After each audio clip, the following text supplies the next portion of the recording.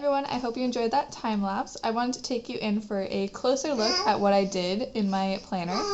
Heads up, my son is awake and he's hanging out with me right now, so you might hear some of his chatter. But anyway, so for the budget plan, the title page, I set up pretty simple with my goals and my bill schedule. So my main goal for this year is to save $1,000. I'm gonna calculate my beginning balance in all my bank accounts, and then at the end of the year I'll have my ending balance here. I also put my motivation. This is to remind me why I'm staying on track and working on saving and budgeting and all of that stuff. Most of it revolves around owning a house. That's our big financial goal. Over here for the bill schedule, I wrote down in order all of my bills and what day they're due. So that way, as I plan out my budget each week, I know exactly what bills to account for. I wrote in the price on one side, and then I left a blank spot over here because sometimes prices go up and change over time. So if any of these prices do change, I can update them here. And I even have more space if I have to update it a third time, which hopefully the prices won't go up that much, but you never know. On the next page, I have my wish list or a cart.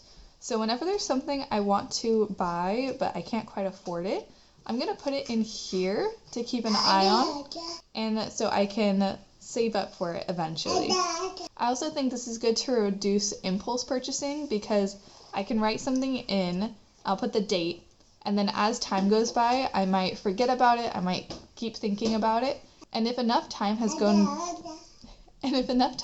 by, I can see I wrote this down a month ago, 2 months ago, and I still want it or need it. So that tells me it's not an impulse purchase, it's something that genuinely I could benefit from. Now, if I write something down and then I forget about it, I can go back and cross it out because obviously it wasn't that important if I haven't been thinking about it, and it was probably an impulse purchase. Then going into the weeks, I just did one setup for the first week, and this is going to be kind of just an example, and then I'll carry it through for the rest of the year.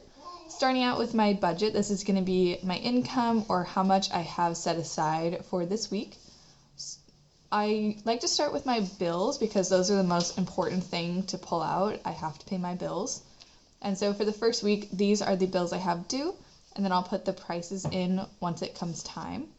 Next are my everyday expenses: grocery, gas, household, pets, and miscellaneous. Once again, once I know how much I'm going to be budgeting for that week, I'll fill all this out. And then my credit cards, I put down my 2 credit cards. The slate is paid off, and hopefully it stays that way, but I put it down just in case. Otherwise, I'll put the balance or however much I'll be able to pay for that period. I'm really trying to only use cash and not touch my credit cards unless it's like an online purchase or something. So I'll keep an eye on that there. And then at the bottom, I wrote down my 3 main bank accounts so that I can see how that balance is changing over time. I did the first 10 weeks writing the title at the top, and then after that it was a lot of waiting for the ink to dry, so I just counted ahead up until week 52. So these are the last 2 weeks of this year, so I have all of this set aside for my weekly budget. Now after my budget plan, I put in my garden plans. This used to be a separate notebook in my system, but as I'm trying to simplify things, I don't think I really need a whole notebook for my garden plans. So I just have a section here that I will use as I need. So I put down for the 2025 garden what I'm currently growing. So these are the plants in my garden right now. I've got a few random herbs, some radishes, some flowers. Those are probably going to be dying back here pretty soon though, and I'm going to be restarting everything in the spring. So I have my spring plants to grow, my fall plants to grow, and then a perennial herb garden. I really want to I have this tall vertical green stalk planter that I want to turn into my vertical herb garden. So I want to sit down and think about some things to put there. And then over here I have tips and tricks. So I figured throughout the year as I try out different fertilizers or different techniques, I'll put my findings on this side here. Sorry, my son's making a loud noise. He's having fun playing behind me. And then on the next page, I just have 2 blank sections for notes.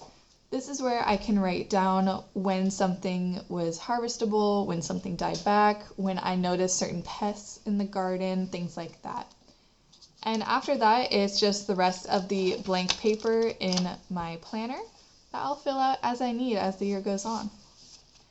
But I hope you have enjoyed this setup video. Let me know what you think in the comment section below.